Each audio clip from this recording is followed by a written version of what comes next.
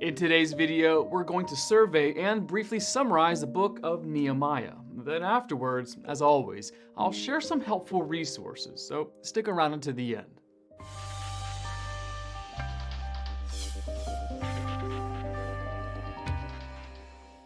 As for the author, the book of Nehemiah does not specifically name its author, but both Jewish and Christian traditions recognize Ezra as the author. This is based on the fact that the books of Ezra and Nehemiah were originally one. As for the date of writing, the book of Nehemiah was likely written between 445 and 420 BC. Now, as for the purpose of writing, the book of Nehemiah, one of the history books of the Bible, continues the story of Israel's return from the Babylonian captivity and the rebuilding of the temple in Jerusalem. Here are some key verses. Nehemiah chapter 1, verse 3. They said to me, "Those who survived the exile and are back in the province are in great trouble and disgrace. The wall of Jerusalem is broken down, and its gates have been burned with fire." Nehemiah chapter 1, verse 11. O Lord, let your ear be attentive to the prayer of your servant, and to the prayer of your servants who delight in revering your name. Give your servant success today by granting him favor in the presence of this man. Nehemiah chapter 6, verses 15 and 16. So the wall was completed on the 25th of Elul in 52 days. When all our enemies heard about this, all the surrounding nations were afraid and lost their self-confidence, because they realized that this work had been done with the help of our God. As for a brief summary, Nehemiah was a Hebrew in Persia when the word reached him that the temple in Jerusalem was being reconstructed. He grew anxious, knowing there was no wall to protect the city. Nehemiah invited God to use him to save the city. God answered his prayer by softening the heart of the Persian king Artaxerxes, who gave not only his blessing but also supplies to be used in the project. Nehemiah is given permission by the king to return to Jerusalem, where he is made governor. In spite of opposition and accusations, the wall was built and the enemies silenced. The people, inspired by Nehemiah, give tithes of much money, supplies, and manpower to complete the wall in a remarkable 52 days, despite much opposition. This united effort is short-lived, however, because Jerusalem falls back into apostasy when Nehemiah leaves for a while. When he returned to Jerusalem, Nehemiah found the wall strong, but the people weak. He set about the task of teaching the people morality, and he didn't mince words. I argued with those people, put curses on them, hit some of them, and pulled out their hair. Nehemiah chapter 13, verse 25. He reestablishes true worship through prayer and by encouraging the people to revival by reading and adhering to the Word of God. As for foreshadowings, Nehemiah was a man of prayer, and he prayed passionately for his people. Nehemiah chapter 1.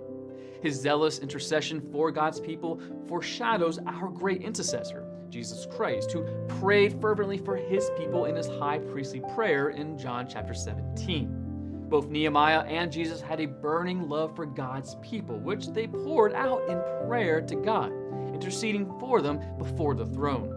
Here's some practical application. Nehemiah led the Israelites into respect and love for the text of Scripture. Nehemiah, because of his love for God and his desire to see God honored and glorified, led the Israelites toward the faith and obedience God had desired for them for so long. In the same way, Christians are to love and revere the truths of Scripture, commit them to memory, meditate on them day and night, and turn to them for the fulfillment of every spiritual need. 2 Timothy chapter 3, verses 16 and 17 tells us, all Scripture is given by inspiration of God, and is profitable for doctrine, for reproof, for correction, for instruction in righteousness, that the man of God may be perfect, thoroughly furnished unto all good works. If we expect to experience the spiritual revival of the Israelites, Nehemiah chapter 8, verses 1 through 8, we must begin with God's Word. Each of us ought to have genuine compassion for others who have spiritual or physical hurts. To feel compassion yet do nothing to help is unfounded biblically. At times, we may have to give up our own comfort in order to minister properly to others.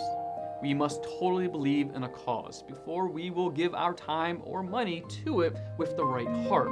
When we allow God to minister through us, even unbelievers will know it is God's work. Want to learn more? Subscribe so you don't miss the next video. Visit gotquestions.org for more great content, and check out the detail section below this video. There's one book I recommend, along with several links to related questions. If you'd like to learn about Bible Munch, or if you're interested in bite-sized devotionals, subscribe to Bible Munch on YouTube. It's linked right here. Now remember, got questions? The Bible has answers. We'll help you find them. This story isn't just an epic movie script. It's real. If you're craving a tale of suspense that keeps you on the edge, a last-minute hero's reveal that takes your breath away, and a romance as powerful as it is unexpected, then look no further. The Book of Esther is in a league of its own. This isn't fiction, it's history laced with divine purpose. Imagine a young woman plucked from obscurity, thrust into the glittering yet dangerous world of the Persian royal court. Her people face annihilation. The clock is ticking, and the fate of an entire nation rests on her shoulders. Esther's courage, God's silent power, and the twists that defy imagination create a story like no other. And here's the twist. The name of God is never mentioned, yet his presence is everywhere, weaving through palace halls and shadowed conspiracies. The suspense will grip you, the romance will move you, and the final act will leave you in awe of God's unseen hand. Presented to you by Deep Bible Stories, this isn't just a tale to read. It's a life-changing message of faith, courage, and divine providence. Share this video with someone you know who needs the reminder that God's power is alive, even when he seems silent. With that, let's dive into the Book of Esther, where the invisible becomes undeniable. Before we get into the fascinating story of Esther, the palace intrigue, the courage of a queen, and the dramatic twists that saved a nation, let's start at the beginning.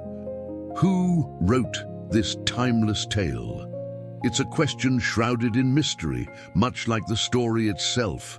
The Book of Esther is unique not just because of its riveting plot, but because no one knows for certain who authored it. Could it have been Mordecai, Esther's cousin and mentor, who lived every moment of this extraordinary saga? Or perhaps it was a Jewish historian in exile, someone determined to immortalize the courage of one woman and the deliverance of an entire people.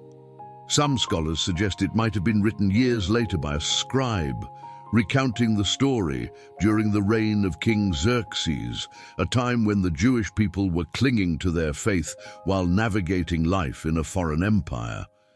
The Persian Empire sets a striking backdrop for this tale. Spanning from modern-day India to Ethiopia, it was a colossal kingdom ruled with absolute authority.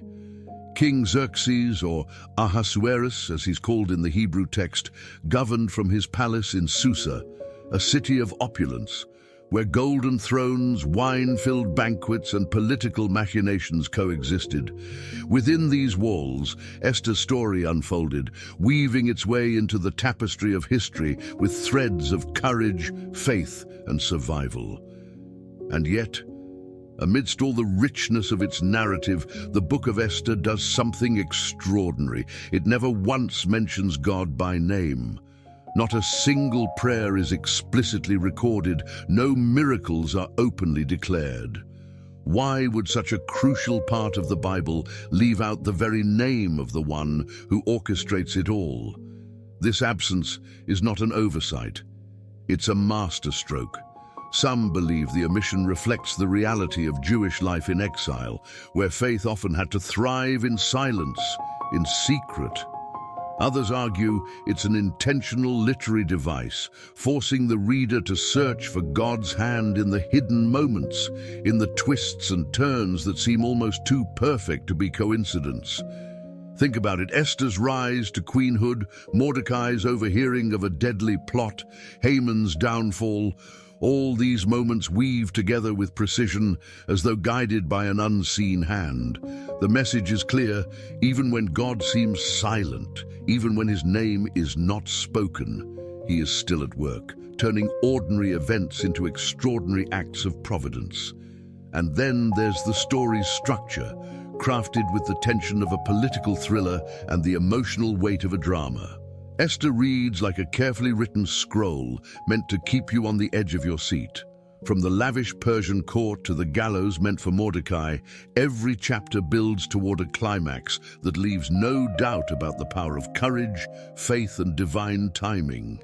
As we dive deeper into the story of Esther, it's worth remembering the mystery behind its authorship. Perhaps it's fitting that the writer remains unnamed.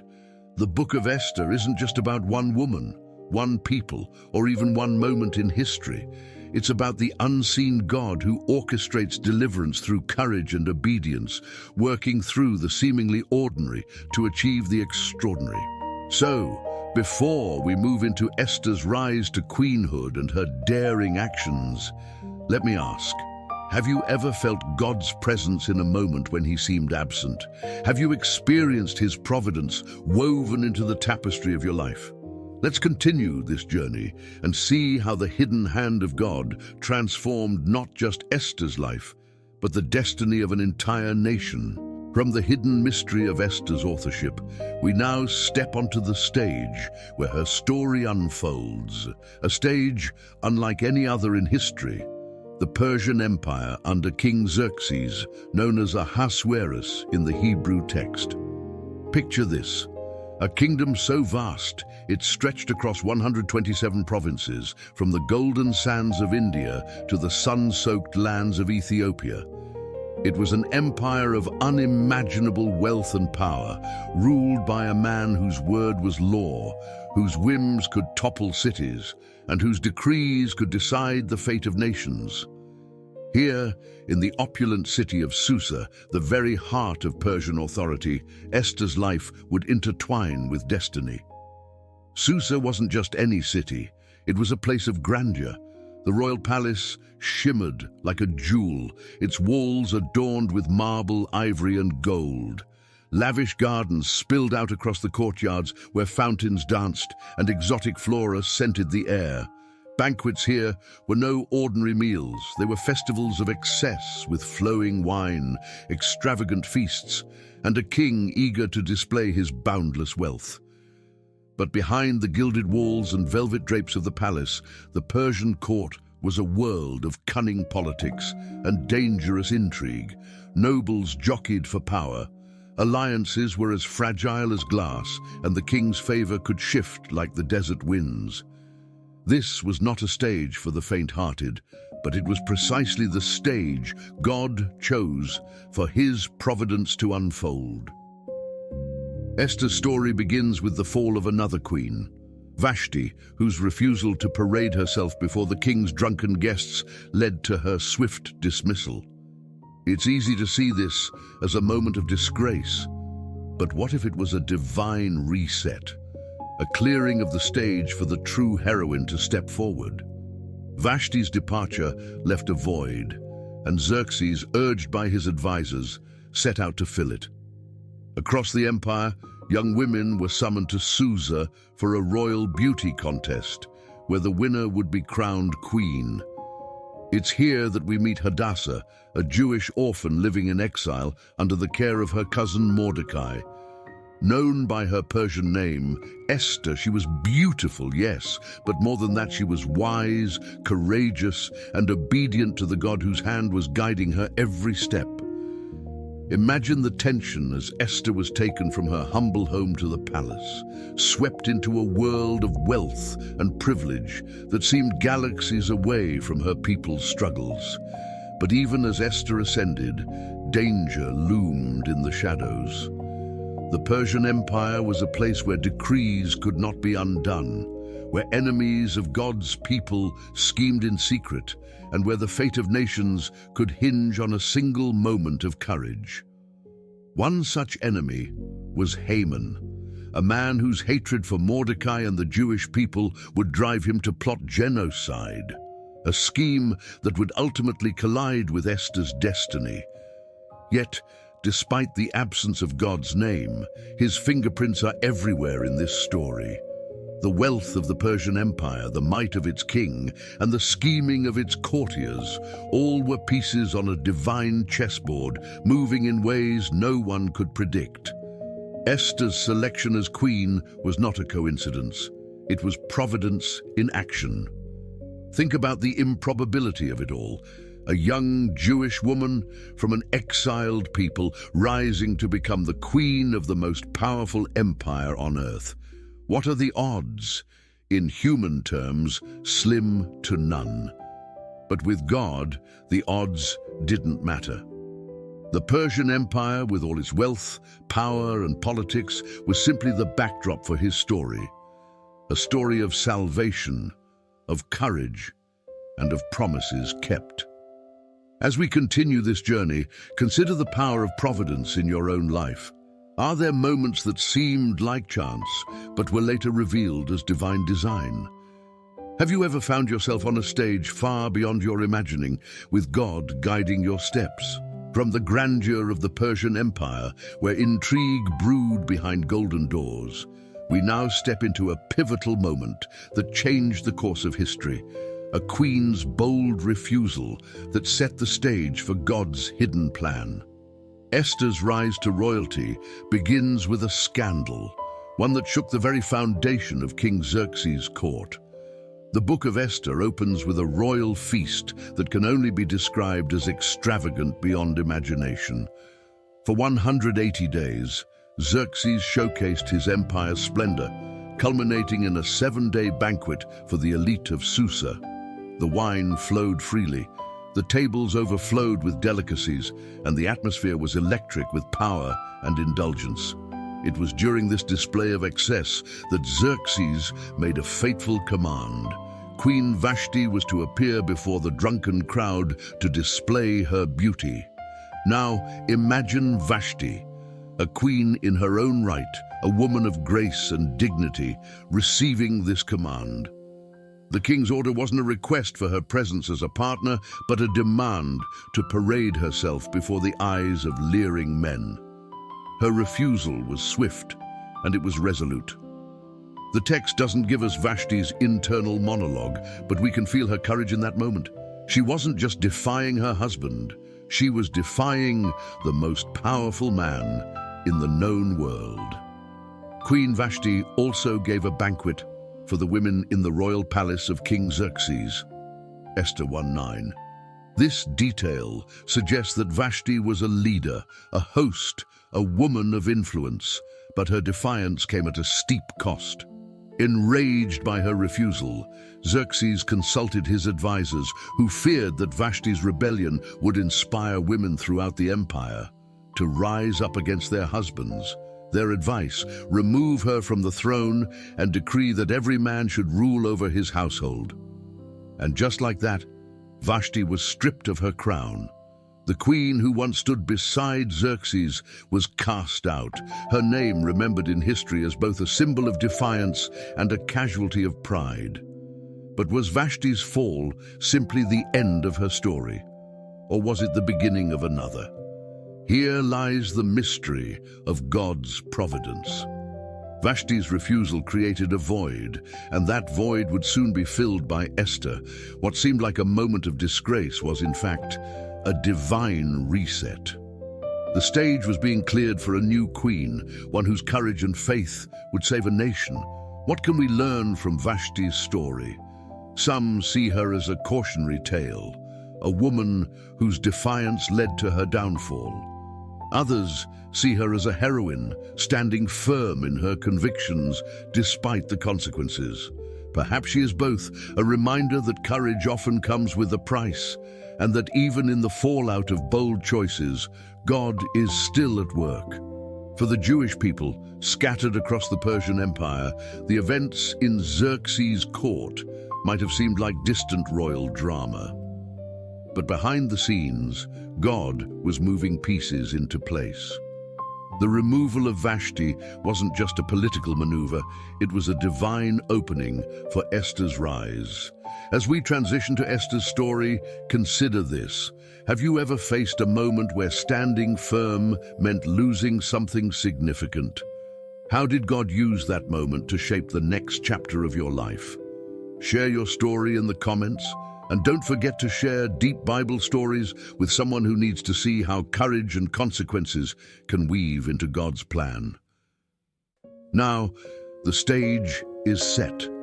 Vashti has fallen, and the search for a new queen begins. Little does Xerxes know, this search will bring him a young woman whose faith and bravery will change the fate of an entire nation. Let's step into Esther's story. The royal court was abuzz with urgency and intrigue.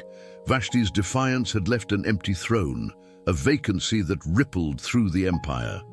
Xerxes, a king of impulsive pride, demanded a new queen, and his advisors, eager to soothe his wounded ego, proposed a solution: a kingdom-wide search for the most beautiful young woman to take Vashti's place. Little did they know, this search would bring to light a woman who carried not just beauty, but the hidden purposes of God. From the opulence of the palace, we now turn to a modest home in the bustling city of Susa, where an orphan girl named Hadassah lived. Her name, meaning myrtle, symbolized peace and righteousness. She was a Jewish exile, raised by her older cousin Mordecai, a man of wisdom and deep faith. But in the shadows of the Persian Empire, her true heritage had to be hidden for her safety. To the outside world, she was Esther, a name reflecting the Persian word for star. Esther's early life was marked by loss and displacement. Her parents were gone, and her people lived as foreigners under Persian rule. Yet, in the quiet corners of her life, God was shaping her character, preparing her for a destiny no one could foresee. When the king's edict went out, calling for young women to be gathered into the royal harem, Esther was among those chosen. Imagine her fear, leaving the safety of Mordecai's care to enter the opulent yet dangerous world of the palace. What thoughts raced through her mind as she walked through the gilded halls, surrounded by strangers, competing for the favor of a king who had discarded his previous queen on a whim. But Esther's journey wasn't just about beauty or charm, it was about grace. In a world where power was wielded ruthlessly, Esther stood out for her kindness, humility, and wisdom. The text tells us that she pleased him and won his favor. Esther 2:9. The hymn in this verse is Haggai, the king's eunuch, who oversaw the women in the harem. His favor granted Esther special privileges, yet her success was no mere coincidence. It was the hidden hand of God, orchestrating every detail. Over months of preparation, Esther's inner qualities began to shine as brightly as her outward beauty. And when the time came for her to meet King Xerxes, the decision was swift. The king was attracted to Esther more than to any of the other women, and she won his favor and approval. Esther 2:17. He placed the royal crown on her head, declaring her queen of Persia. Esther's ascension from orphan to queen might seem like a fairy tale, but it was far from random. Her rise wasn't about chance, it was about purpose. God placed her in the palace not for her own comfort, but for a mission that would soon unfold. As the celebrations of Esther's coronation echoed through the empire, her cousin Mordecai remained vigilant. He lingered near the palace gates, keeping an ear to the ground, protecting Esther even from afar. His wisdom would soon prove invaluable, but for now the world saw only a new queen, unaware of the divine plan quietly taking shape. Esther's journey is a testament to the transformative power of divine favor. From the shadows of obscurity, she rose to a position of influence, chosen not just by a king, but by the King of Kings. Have you ever felt unqualified for a calling or out of place in a season of your life? Esther's story reminds us that God often uses the least likely people in the most unlikely ways. Her ascent to the throne wasn't just for her benefit, it was for the salvation of her people. As we move forward, the stakes will grow higher. A sinister plot against the Jewish people is brewing. and Esther will be called upon to risk everything. But for now, let us pause and marvel at how God can take an orphan girl and place her in a position of royalty for his purposes. Esther's rise was just the beginning. What would you do if you realized your position wasn't about privilege, but purpose? Esther's rise to queenhood was a moment of divine positioning, but the true weight of her calling had yet to be revealed. While she adjusted to life in the palace, an unseen enemy was already plotting against her people. Little did she know, the fate of an entire nation would soon rest on her courage and faith. At the very gates of the palace, Mordecai remained a watchful presence, ever loyal to both Esther and his Jewish heritage. It was there that he overheard whispers of a conspiracy to assassinate King Xerxes. Mordecai quickly sent word to Esther, who relayed the information to the king in Mordecai's name. The conspirators were captured and executed, but Mordecai's act of loyalty was merely recorded in the royal chronicles, left unrewarded for now. Enter Haman, a man consumed by ambition and blinded by pride. A high-ranking official, Haman had risen to power in Xerxes' court, but his influence was matched only by his ego. When the king commanded that all officials bow before Haman, one man stood in defiance: Mordecai. Haman's fury burned with an intensity far beyond wounded pride. Learning that Mordecai was a Jew ignited a hatred that extended to Mordecai's entire people. It wasn't enough to punish one man. Haman sought to erase an entire nation. The Book of Esther describes how Haman crafted his scheme, convincing King Xerxes with cunning words and promises of silver to fund the campaign. There's a certain people dispersed among the peoples in all the provinces of your kingdom who keep themselves separate. Their customs are different from those of all other people, and they do not obey the king's laws. It is not in the king's best interest to tolerate them. Esther 3:8. With the king's signet ring, Haman sealed a decree that would authorize the destruction of the Jews on the 13th day of the 12th month. Men, women, and children, all were marked for death. Copies of the edict were dispatched to every province, spreading fear and despair.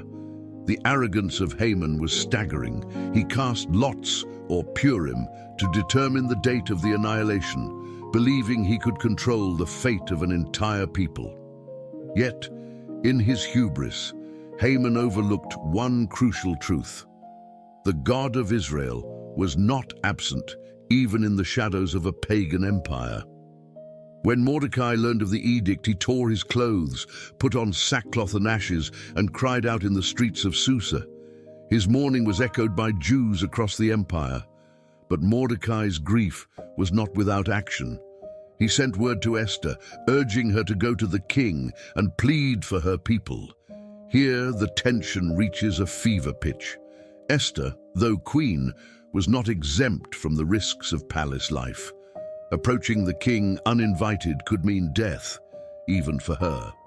All the king's officials and the people of the royal provinces know that for any man or woman who approaches the king in the inner court without being summoned, the king has but one law: that they be put to death unless the king extends the gold scepter to them.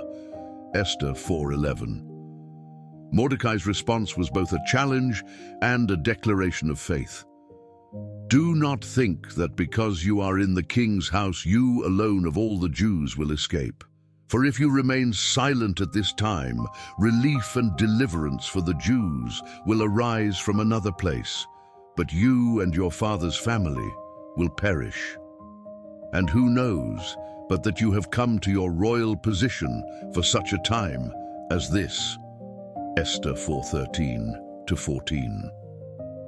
Haman, oblivious to the brewing resistance, reveled in his power. Yet his arrogance would be his undoing. Like the seeds of his hatred, the gallows he constructed for Mordecai's execution were a harbinger of his own fate.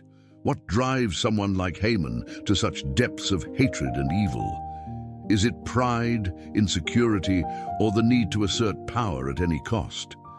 And how often do we see the Hamans of our world underestimate the resilience and faith of God's people? As the story unfolds, Esther faces a choice that will test her courage and faith. Will she risk her life to save her people?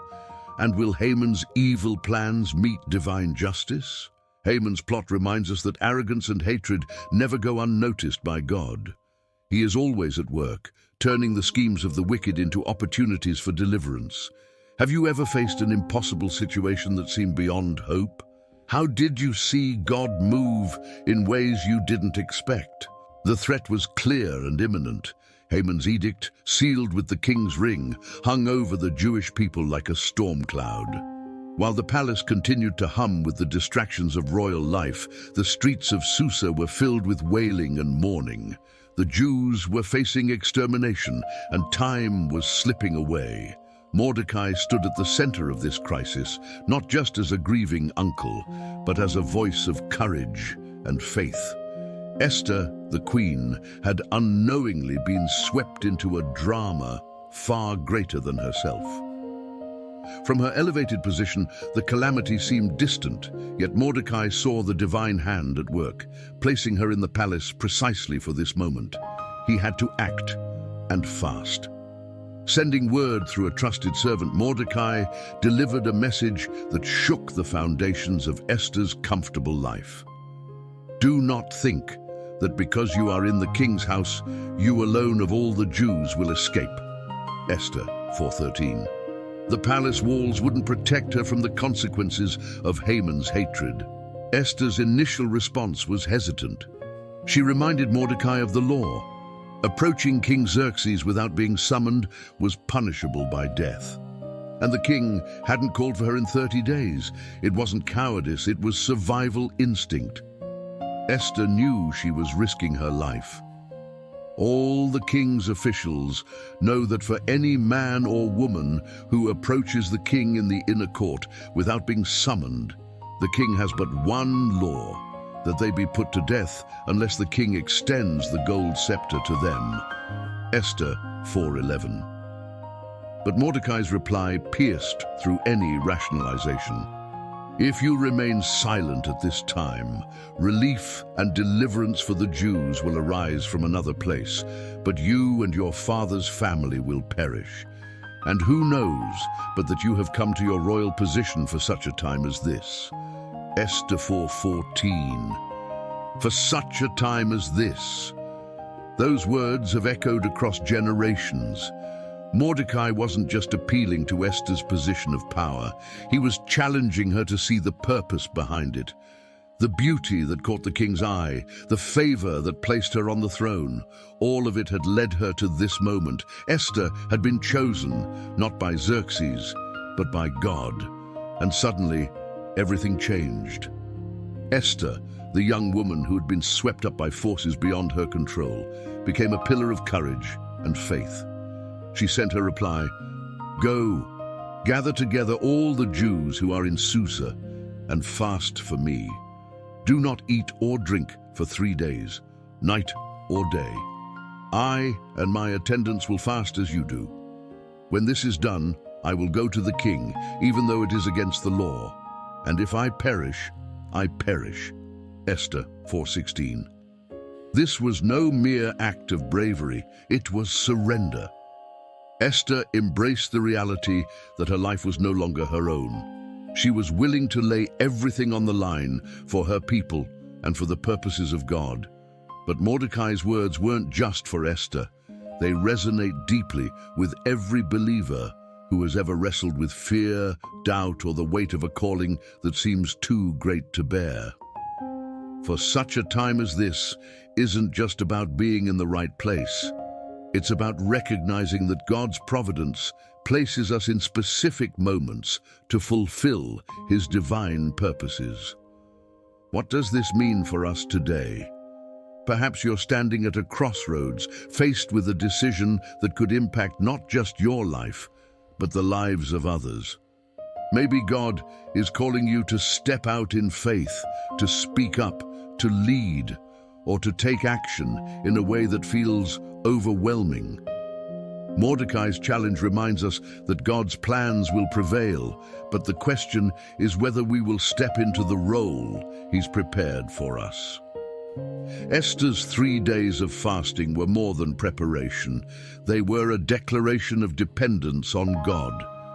Her courage came not from her own strength, but from trusting in the unseen hand of God. As she fasted, the people of Susa joined her, uniting in desperation and faith. And what about us? Are we willing to seek God's guidance in our moments of crisis? Are we ready to embrace the calling He's placed on our lives, even when it feels risky or impossible? Esther's story shows us that courage isn't the absence of fear. It's faith in the face of it. So where is God calling you for such a time as this? Are there opportunities you've been hesitant to embrace, moments where fear has held you back? Remember, God equips those He calls. He doesn't require perfection, just willingness. As Esther prepared to take her place in God's unfolding plan, the tension in the story reached its peak. The stakes were enormous, but so was the faith that would carry her forward. Comment below with your own for such a time as this moment. How has God called you to step into His plans? And don't forget to share this Deep Bible Stories video with someone who needs to be reminded that God's timing is always perfect. Let's move forward together into the next chapter of Esther's extraordinary story. The echoes of fasting prayers had barely faded in the homes of Susa when Esther made her decision. For 3 days, she had joined her people in seeking God's guidance, abstaining from food and drink, and steeling herself for the task ahead. The fear that once gripped her heart was now replaced with a quiet, unshakable resolve. If I perish, I perish. Her words reverberated in her mind as she adorned herself in royal robes. Every movement felt weighty, symbolic. This wasn't just about appearance. The royal garments signified her authority as queen, yet her heart carried the identity that truly mattered, a servant of God, chosen for this moment. The transition from Mordecai's challenge to Esther's choice was a pivotal turning point. She wasn't stepping into the king's court as a queen seeking favor. She was entering as an intercessor, standing in the gap for her people. The stakes could not have been higher. The law of Persia was clear. No one approached the king uninvited. To do so was to risk instant death unless the king extended his golden scepter. This law had no exceptions, not even for the queen. Esther knew the peril she faced, yet she also knew something greater. The God of her ancestors, the one who parted the Red Sea and toppled the walls of Jericho, was still at work. As Esther walked toward the inner court, the weight of silence pressed down on her. Every step echoed with the risk of rejection, humiliation, or execution. The guards looked on, their hands hovering near their weapons, prepared to enforce the unyielding law of the king. And then the doors opened. King Xerxes sat on his throne, a figure of immense power, his piercing gaze sweeping the room. Esther's heart pounded as their eyes met. For a moment, the world seemed to hold its breath. Would he extend the scepter, or would this be the end? The golden rod moved. Relief flooded the room as the scepter pointed toward Esther, signaling her welcome. But for her, this was just the beginning. She approached the throne with measured grace, bowing low, and waited for the king to speak. "What is it, Queen Esther? What is your request? Even up to half the kingdom, it will be given to you." Esther 5:3. The king's words were generous, but Esther knew this was no time for impulsiveness. Instead of revealing Haman's plot outright, she invited the king and Haman to a banquet. Her wisdom and tact were as much a part of her bravery as her initial approach to the throne. She understood that timing was everything. This moment of courage wasn't born overnight. Esther's boldness was the culmination of her faith, her fasting, and her identity as one chosen by God. She had embraced her calling, not because the outcome was guaranteed, but because her trust was in a God who was greater than the risks. Esther's bravery wasn't just about saving her people, it was about inspiring a legacy of faith in action. Her story reminds us that courage isn't the absence of fear. It's stepping forward in spite of it, trusting that God's providence will guide us through the unknown. What about us? Are there moments when we're called to take a step of faith, even when the risks seem insurmountable? Esther's decision challenges us to consider what obedience to God looks like in the face of fear. It's a reminder that our faith must be active, not passive, a force that propels us into action even when the odds are against us. Her actions also speak to the power of intercession. Esther didn't approach the king for herself, but for her people. She embodied the role of a mediator, willing to risk everything to secure their deliverance. In this way, her courage mirrors the ultimate act of intercession, Christ's sacrifice on the cross. So, what steps of faith is God calling you to take today? Are there risks you've been hesitant to embrace, moments where fear has held you back?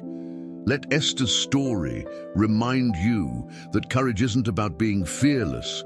It's about trusting the one who holds your destiny in his hands.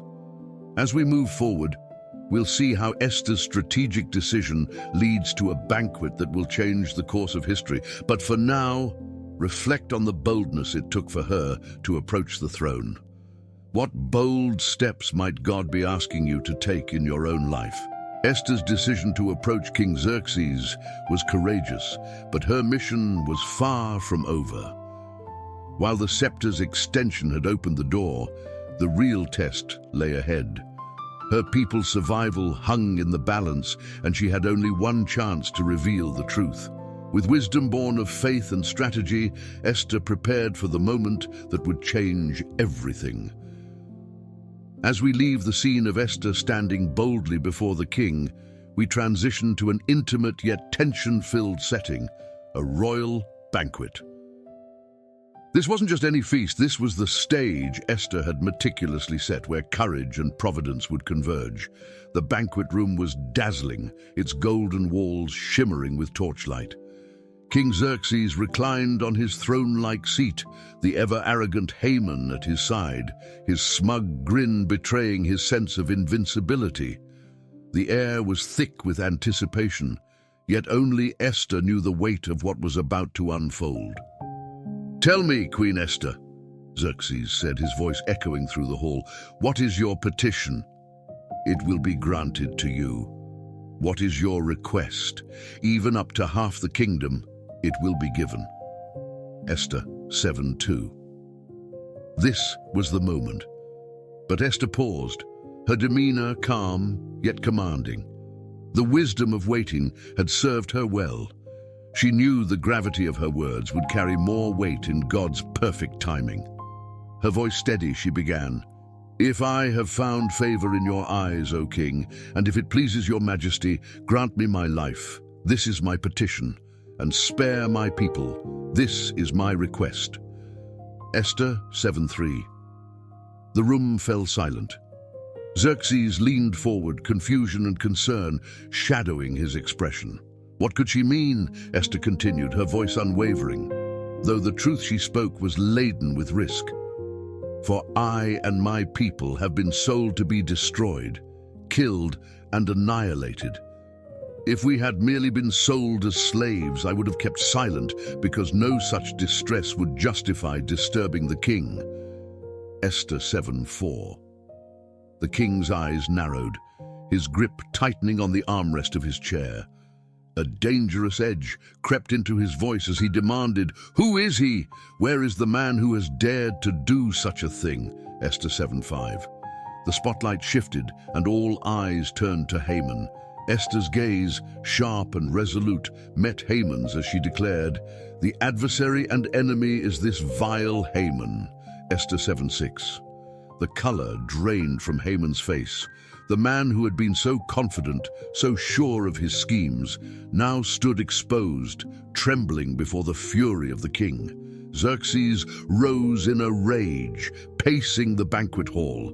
The man who had trusted Haman, elevated him to power, now saw his treachery laid bare. As the weight of Esther's words settled, the scene became a masterclass in divine timing. Esther had waited until the perfect moment, not in fear, but in faith. Her patience allowed the king to see the truth clearly, her courage ensuring the gravity of her accusation struck with full force. The turning point of this banquet wasn't just Esther's boldness, it was a demonstration of God's providence. Every delay, every calculated step had led to this moment of truth. God's hand was evident, weaving together the details in ways Esther couldn't fully see, but trusted implicitly. The king stormed out into the garden, his anger blazing. Meanwhile, Haman, consumed by terror, fell at Esther's feet, pleading for his life. But his desperation only sealed his fate. When Xerxes returned, he found Haman groveling near the queen, misinterpreting his actions as further insult. The judgment was swift and just. The gallows Haman had prepared for Mordecai became his own undoing. The same arrogance that had driven his hatred now led to his downfall, a poetic justice that revealed God's sovereign hand in the narrative. This banquet was more than a turning point in Esther's story. It was a testament to the power of courage and faith in God's timing. Esther's bravery didn't merely save her people, it also exposed the destructive nature of pride and the triumph of truth over lies. As believers today, Esther's banquet challenges us to consider, are we willing to trust God's timing even when the stakes feel impossibly high? Do we have the patience to wait for the right moment to speak or act, knowing He is orchestrating every detail? This pivotal moment reminds us that courage paired with faith can topple even the most formidable enemies. It's a call to step boldly into the roles God has placed before us, trusting that His timing is always perfect. What about you? Are there areas in your life where you need to wait on God's timing, or moments where boldness is required? As we move into the aftermath of this banquet, we'll see how the story unfolds toward deliverance and triumph. But for now, reflect on the beauty of God's providence in this turning point, where a courageous queen and a faithful God changed the course of history. The banquet's tension had shattered like glass, leaving Haman exposed and King Xerxes ablaze with anger. The once confident Haman, who reveled in his lofty position and meticulously planned revenge against Mordecai, now stood as a trembling shadow of his former self. His arrogance had woven a noose, and the very gallows he erected to destroy an innocent man would now seal his fate. After Esther's bold reveal at the banquet, the king stormed out into the palace garden, wrestling with betrayal. Xerxes had trusted Haman implicitly, elevating him to a position of honor and granting him access to royal authority. Yet now, that trust lay in ruins, shattered by the horrifying truth that Haman had plotted the extermination of the queen's people. Inside, Haman's fear consumed him. For a man who had spent his life orchestrating power plays, this was a position he had never envisioned, pleading for mercy at the feet of a queen. Falling before Esther, Haman begged for his life, his once proud demeanor crumbling into desperation. But the timing of his actions only deepened the king's wrath. As Xerxes re-entered the banquet hall, he found Haman groveling near the queen, a sight he interpreted as an act of further violation. "Will he even molest the queen while she's with me in the house?" the king roared, his fury uncontainable. Esther 7:8. In moments, the guards seized Haman. The wheels of justice began to turn swiftly, but it wasn't merely human justice at play, it was divine providence. One of the eunuchs, Harbona, stepped forward with a suggestion that dripped with irony. A gallows 75 feet high stands by Haman's house. He had it made for Mordecai, who spoke up to help the king. Esther 7:9. The king's decision was immediate and unyielding. Hang him on it. As Haman was led away, his fate was a chilling reminder of the consequences of unchecked pride and malice. The gallows he had constructed with such glee, imagining Mordecai's humiliation and death, now loomed as a monument to his own downfall. Haman's story serves as a stark lesson in the dangers of pride. His rise to power had been fueled by his insatiable need for recognition and control. He couldn't tolerate Mordecai's refusal to bow, seeing it as a personal affront rather than an act of faith. This unchecked pride led him to orchestrate not only Mordecai's death, but the annihilation of an entire people. But in the end, God's justice prevailed. The gallows became more than a tool of execution. It became a symbol of poetic justice. The wicked schemes Haman devised turned back on him, illustrating a timeless truth found throughout Scripture. Whoever digs a pit will fall into it. If someone rolls a stone, it will roll back on them. Proverbs 26:27. Haman's downfall wasn't just about punishment, it was a testament to God's sovereignty. Throughout the book of Esther, God's name is never mentioned, yet his presence is unmistakable. The intricate timing of events from Esther's rise to queenhood to the king's sleepless night that led him to honor Mordecai points to a divine hand orchestrating every detail. In Haman's demise, we see the fulfillment of promises made long before. God had vowed to protect his people, and though the path was perilous and uncertain, his faithfulness never wavered. Haman's story reminds us that no scheme of man can thwart God's plans, no matter how powerful the opposition may seem. As we reflect on this moment, it's natural to ask, where are we in this story? Are there places in our lives where pride has blinded us, leading us down a dangerous path? Are we building gallows for others through bitterness or revenge, only to find ourselves ensnared by our own schemes? Haman's downfall challenges us to examine our hearts and to trust in God's justice rather than taking matters into our own hands. It's a call to humility, a reminder that pride goes before destruction, but those who humble themselves before God will find grace. This moment also offers comfort to those who feel oppressed or wronged. Haman's story reminds us that God sees every injustice and will act in his perfect timing. Even when his presence feels hidden, his justice is never absent.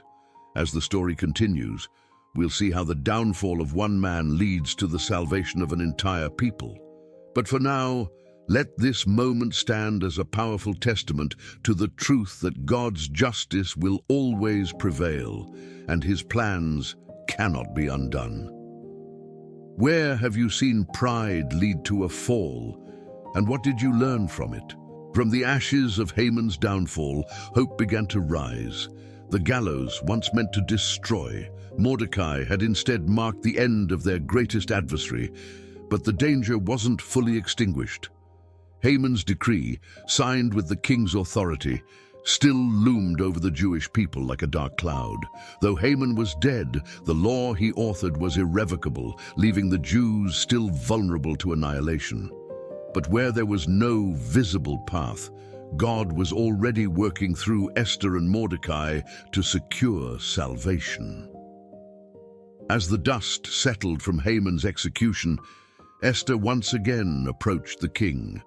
Though the risk was lessened, the weight of her request bore down heavily on her shoulders. Falling at the king's feet, she wept and pleaded for her people's lives. "If it pleases the king," she said, "and if I have found favor in his sight, let an order be written to revoke the dispatches that Haman devised to destroy the Jews." Esther 8:5. The king, moved by her courage and love for her people, extended his golden scepter, but even with his favor, there was a problem. Persian law could not be revoked, even by the king himself.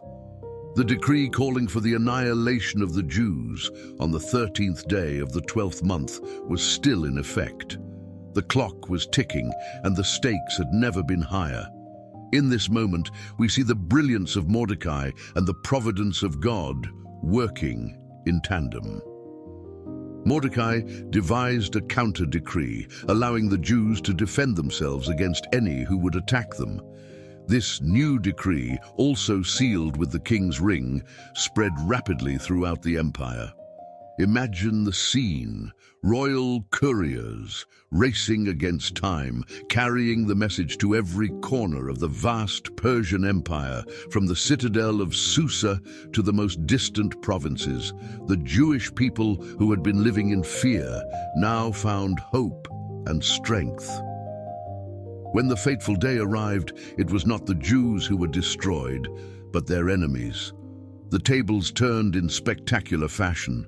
In Susa alone, 500 attackers fell, and throughout the empire, thousands more were defeated. What had seemed like certain doom became a day of triumph, not because of military might, but because of the unseen hand of God guiding events. But the victory wasn't just physical, it was spiritual. The salvation of the Jews in Persia echoed the larger narrative of God's covenant with his people. Though his name is never explicitly mentioned in the book of Esther, his presence is undeniable. The intricate timing of events, the courage of Esther, and the wisdom of Mordecai all point to a divine plan unfolding. This moment of deliverance also carried profound spiritual symbolism. Just as the Jews were saved from destruction through a decree of life and defense, we too are offered salvation through God's ultimate decree of grace and redemption in Christ. What the enemy intends for harm, God turns for good, revealing his providence even in the most impossible circumstances. For the Jews, this victory wasn't just about survival, it was about transformation. The fear that once gripped them gave way to joy and celebration. Mordecai's rise to prominence as second in command to King Xerxes brought justice and honor, while the establishment of the Feast of Purim ensured that this story of salvation would be remembered for generations to come. But what does this moment mean for us today? It reminds us that God's providence is always at work, even when we cannot see it. In the darkest moments, when the odds seem insurmountable, he is still writing a story of deliverance. Esther and Mordecai didn't have the luxury of seeing the full picture, yet they acted in faith and courage, trusting that God would intervene. Are there areas in your life where the odds seem stacked against you, where fear and uncertainty threaten to overshadow hope? Esther's story is a powerful reminder that God's plans cannot be thwarted, and his love for his people is unfailing. This victory also challenges us to consider our own roles in God's story. Just as Esther and Mordecai stepped into positions of influence for such a time as this, we too are called to act with courage and faith in the face of adversity. The salvation of the Jews wasn't just their story, it's ours as well. It points to the greater salvation offered through Christ, the ultimate deliverance from sin and death. Where have you seen God turn impossible circumstances into moments of triumph? Let's celebrate together the God who saves, the God who redeems, and the God who is always faithful. With the salvation of the Jews secured and the enemies of God's people defeated, the story of Esther reaches its triumphant conclusion. But this victory was not meant to be forgotten, nor was it meant to be just another chapter in history. It was a turning point that demanded remembrance, a moment when fear gave way to celebration, despair was replaced by joy, and survival turned into a testimony of God's unseen hand. After the day of deliverance, Mordecai and Esther took steps to ensure that this extraordinary act of salvation would be remembered by every generation. A decree went out across the Persian Empire, establishing a new festival, the Feast of Purim. Purim, named after the pur or lot that Haman cast to determine the date of the Jews' destruction, would now serve as an enduring reminder that the plans of the wicked cannot stand against the providence of God. What was once a symbol of doom had been transformed into a celebration of deliverance. But how did this festival take shape, and what does it truly represent? Mordecai sent letters to all the Jews in the empire, commanding them to observe the 14th and 15th days of Adar as days of feasting, joy, and giving gifts to one another and to the poor. Esther 9:20-22. These days would forever commemorate their deliverance from annihilation, a reminder that no matter how dire the circumstances, God's providence can bring salvation when all seems lost. The celebration was not just about survival, it was about gratitude. Gratitude for life, for community, and for a God who works behind the scenes. Imagine the streets of ancient Persia filled with laughter, the sharing of food, and the exchange of gifts. For a people who had lived under the shadow of Haman's decree, this joy was nothing short of miraculous. What makes Purim especially unique is the context of the Book of Esther itself. As many have noted, God's name is never mentioned in the entire story, and yet his presence permeates every event. The establishment of Purim serves as an acknowledgement of this unseen hand, a way of saying, even when we couldn't see you, Lord, you were there. This is a lesson that transcends time. How often do we fail to recognize God's hand in our own lives simply because it doesn't appear in the way we expect? Purim challenges us to look deeper, to see that God's providence is always at work, even in the mundane or chaotic moments of our lives. The Feast of Purim was also a way of turning celebration into an act of worship. By gathering together, retelling the story, and rejoicing in their deliverance, the Jewish people weren't just celebrating. They were honoring the God who had saved them. Even today, Purim remains a vibrant celebration in Jewish communities around the world. The Book of Esther, or the Megillah, is read aloud, and every time Haman's name is mentioned, it's drowned out by boos, jeers, and the clatter of noisemakers. This act is not just playful, it's deeply symbolic, a reminder that evil has no lasting power in the face of God's justice. Feasting, giving to the poor, and sharing joy with one another are also integral to the celebration. These acts reflect the heart of a people transformed by gratitude and determined to honor the God who had not abandoned them in their hour of need. While Purim is a uniquely Jewish celebration, its message resonates far beyond its cultural and religious origins. For believers, it's a powerful reminder of the God who never slumbers, who works all things together for good, and who uses even the smallest acts of courage to accomplish his grand purposes.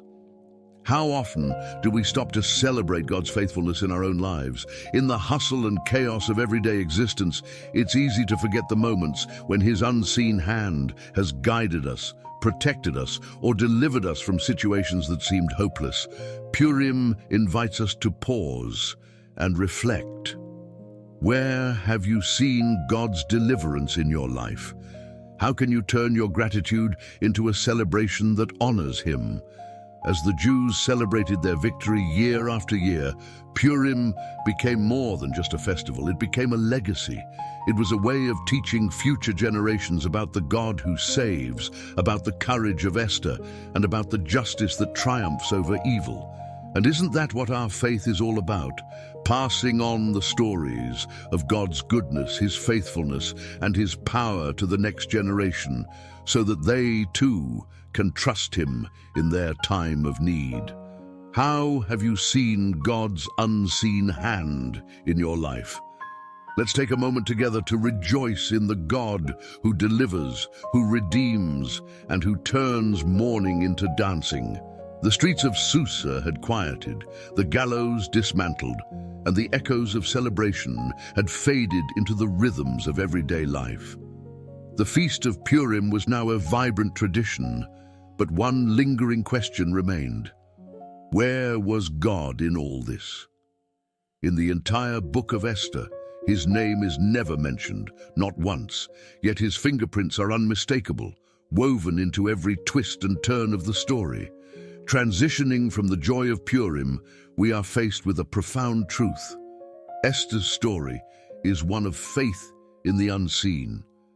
It teaches us that even when God seems silent, he is always present, orchestrating events with divine precision. But why is his name absent from the narrative? Could this omission be intentional, a challenge to see his hand when it's not explicitly revealed? The book of Esther unfolds like a tapestry of coincidences, too perfect to be accidental. Esther, an orphaned Jewish girl, just happens to become queen in a foreign empire. Mordecai overhears a plot against the king at just the right moment to save his life. Haman's plans unravel through a series of seemingly random events, culminating in his execution on the gallows meant for Mordecai. None of these moments are attributed directly to God, yet they bear the hallmarks of divine intervention. His name may be absent, but his presence is undeniable. It's as if the author whispers, "Look closer. Can you see him?" For the Jewish people facing annihilation, the absence of God's explicit intervention could have been deeply unsettling. Yet Esther and Mordecai chose to act with courage and faith, trusting that God was working behind the scenes. This kind of faith without seeing, is one of the most challenging and transformative aspects of our relationship with God. In our own lives, how often do we struggle with this same challenge? When prayers seem unanswered, when life feels chaotic, when God's voice feels distant, do we trust that he is still at work? Esther's story reminds us that God's silence is not his absence, and his hiddenness does not mean inaction. The absence of God's name in Esther serves another purpose. It invites every reader, regardless of faith or background, to see the power of providence. Unlike other biblical texts that explicitly invoke God, Esther operates in the realm of the subtle, showing us that God's hand moves even in the ordinary and the mundane. Consider this. If God's name had been prominently featured, would the story have the same universal resonance?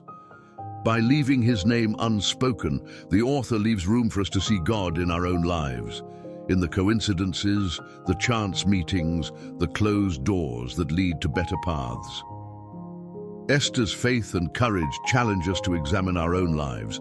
How often do we wait for a thunderous voice from heaven when God is speaking in whispers?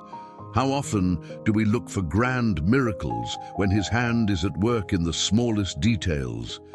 In seasons of uncertainty, it can feel like God is absent. But Esther's story reminds us that he is always present. When the cancer diagnosis comes, when the job is lost, when the relationship falls apart, God is still there, guiding, sustaining, and orchestrating a plan we cannot yet see. Imagine for a moment that you are Esther, standing before the king, unsure if you will live or die. You don't hear a voice from heaven. You don't see a sign. All you have is the quiet conviction that this is your moment, that God has placed you here for such a time as this. This is faith in action, not waiting for certainty, but stepping forward with trust. It's the kind of faith that can change lives, families, communities, and even nations. The book of Esther teaches us that the absence of God's name does not mean the absence of his power. It's a story for anyone who has ever wondered if God is listening, if he cares, if he is there. It's a reminder that faith is not about seeing, it's about trusting.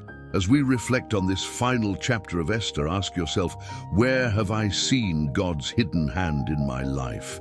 Where have I doubted his presence, only to realize later that he was there all along? The echoes of the Feast of Purim may fade, and the gallows where Haman met his end may no longer stand, but the lessons of Esther's story endure. The final chapters of her tale don't just belong to the annals of history, they speak directly to us today. If Esther's journey teaches us anything, it's that moments of courage aren't just for queens. They're for every believer who faces the choice between fear and faith. Transitioning from the hidden hand of God, we now turn our focus to how Esther's story resonates in the modern world. It's easy to dismiss her bravery as something extraordinary, reserved for someone chosen by God to save a nation. But what if you are Esther in your own story? What if you too are called for such a time as this? When Esther decided to approach the king uninvited, she was fully aware of the risks. Death was a real possibility, yet she didn't let fear dictate her actions. Her words, "If I perish, I perish," ring across the ages as a testament to faith that chooses obedience over self-preservation. How often do we shrink back in fear when confronted with challenges that demand bold faith? Perhaps it's not standing before a king, but standing up for your faith in a hostile environment. Perhaps it's speaking truth to a loved one, stepping out of a comfort zone, or taking a leap of faith into the unknown. Esther reminds us that courage isn't the absence of fear. It's acting despite it. God's providence doesn't always come with guarantees of safety or success, but it comes with his promise that he is with us, just as he was with Esther. Esther didn't save her people with grand speeches or miracles. Her victory began with one simple, terrifying step: entering the king's presence. That single act set off a chain reaction of events that turned despair into deliverance. What is the step of faith God is calling you to take today? It may seem small, but like Esther, you cannot underestimate its potential impact. Faith is often like a stone thrown into a still pond. Its ripples reach farther than you can imagine. One of the most striking aspects of Esther's story is her solitude. She didn't have a crowd cheering her on or the immediate assurance of victory. Often, the moments that define us require us to stand alone, trusting that God is with us even when no one else is. How many of us are willing to stand firm in our convictions, even when it's unpopular or costly? Esther shows us that even one person standing in the strength of God can change the course of history. We live in a world where fear often dictates decisions, fear of rejection, failure, or consequences. Yet, Esther's story challenges us to rise above fear and trust in God's providence. Whether it's confronting injustice, sharing your faith, or simply trusting God's plan for your life, Esther calls us to embrace our "for such a time as this" moment. Ask yourself, what step of faith is God calling you to take? Is it a conversation you've been avoiding, a risk you've been too afraid to take, or a cause you feel called to champion? Whatever it is, remember that God's providence often works through our obedience. Esther's story didn't just save a generation. It established a legacy of courage that continues to inspire.